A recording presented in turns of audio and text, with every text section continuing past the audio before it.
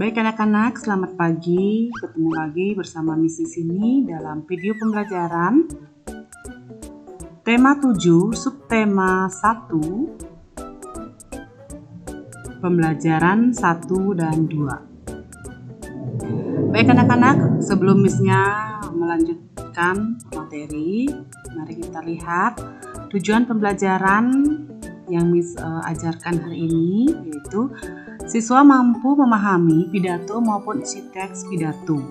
Siswa mampu membandingkan fisik sebelum, saat, dan sesudah masa pubertas. Siswa mampu memahami tangga nada dan interval nada. Siswa mampu memahami peran orang tua pada masa pubertas. Ya, baik, Miss lanjut ke materi langsung ya.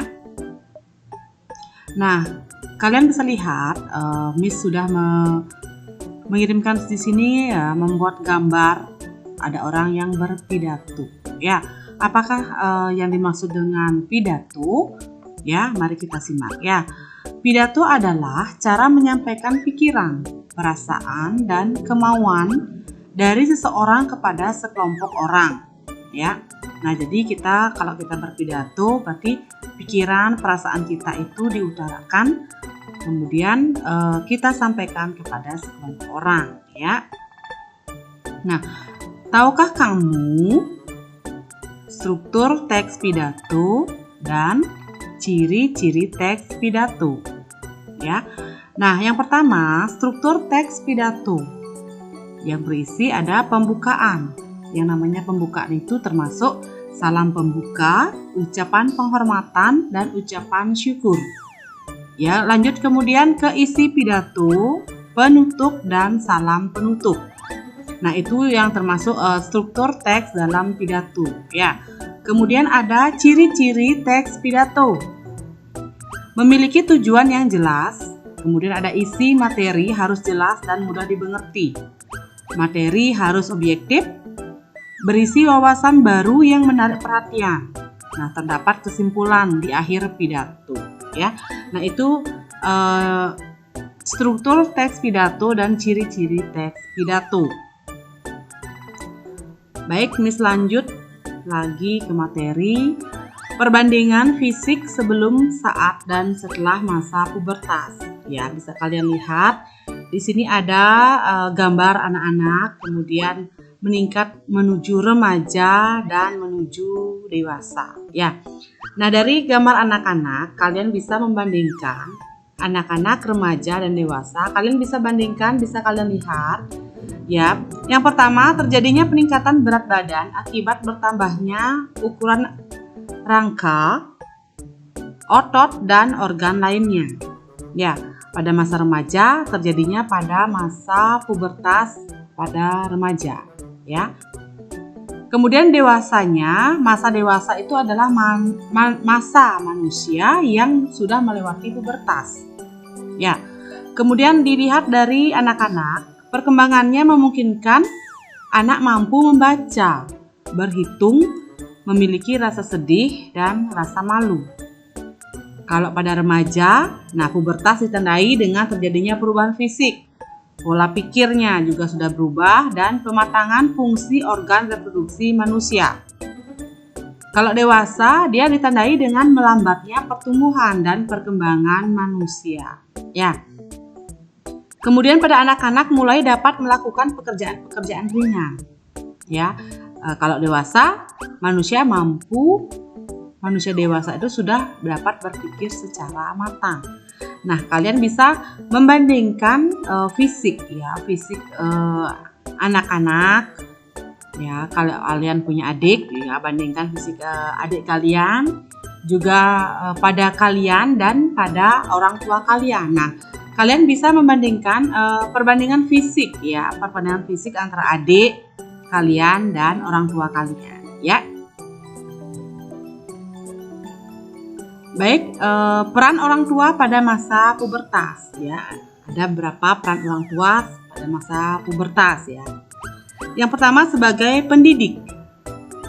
Nah, memberikan penjelasan secara detail pada anak tentang apa yang sebentar lagi akan mereka alami. Ya, biar kalian tidak kaget.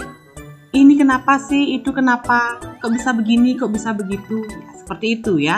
Nah, memberikan pemahaman bahwa organ reproduksi mereka itu sudah mulai berfungsi. Orang tua dapat menjelaskan pendidikan seks pada anak dengan logika sederhana sehingga anak-anak itu mudah mengerti, ya.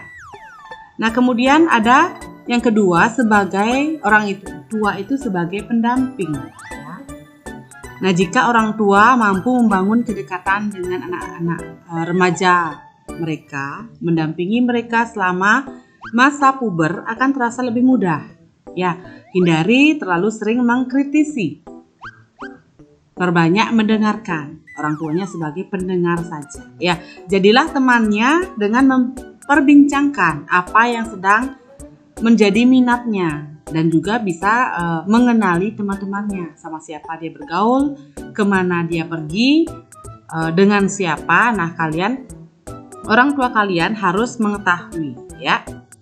Nah, komunikasi menjadi kunci penting dalam mendampingi anak melalui masa puber, ya. Nah, terakhir, tanamkan pendidikan agama pada anak sejak dini. Nah, bagaimanapun juga, iman yang kuat adalah benteng terbaik dalam menghadapi gejolak masa pubertas. Ya. Baik, Miss lanjut pada materi tangga nada dan interval nada. Nah, di sini kalian bisa lihat tangga nada, interval nada, dan jarak pada nada, ya. Nah, tangga nada ini masih ingat ya kalian, dalam video pembelajaran sebelumnya juga Miss sudah jelaskan yang dimaksud dengan tangga nada, interval nada, ya. Nah, tangga nada ini adalah susunan nada-nada yang bertingkat tingginya, ya. Tangga nada ini ada 7 yang bunyinya berbeda-beda, ya. Kemudian ada interval nada, adalah jarak antara nada yang satu dengan nada yang lainnya. Nah, tangga nada, interval nada itu ada tangga nada diatonis mayor, yaitu 1, 1, setengah, 1, 1, 1, setengah. Nah, juga ada tangga nada diatonis minor, ya, 1, setengah, 1, 1, setengah, 1, 1. Ya, kemudian ada jarak pada nada. Nah, tanda kromatik adalah tanda yang digunakan untuk menaikkan, menurunkan, atau mengembalikan nada yang telah dinaikkan atau diturunkan. Tanda kres adalah tanda kromatik yang berfungsi untuk menurunkan setengah nada.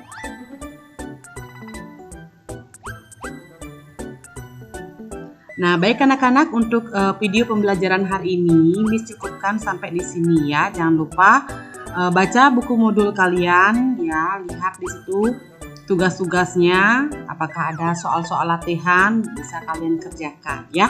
Nah, untuk video pembelajaran hari ini Miss cukupkan sampai di sini. Kita ketemu lagi dalam video pembelajaran selanjutnya. Sampai jumpa anak-anak.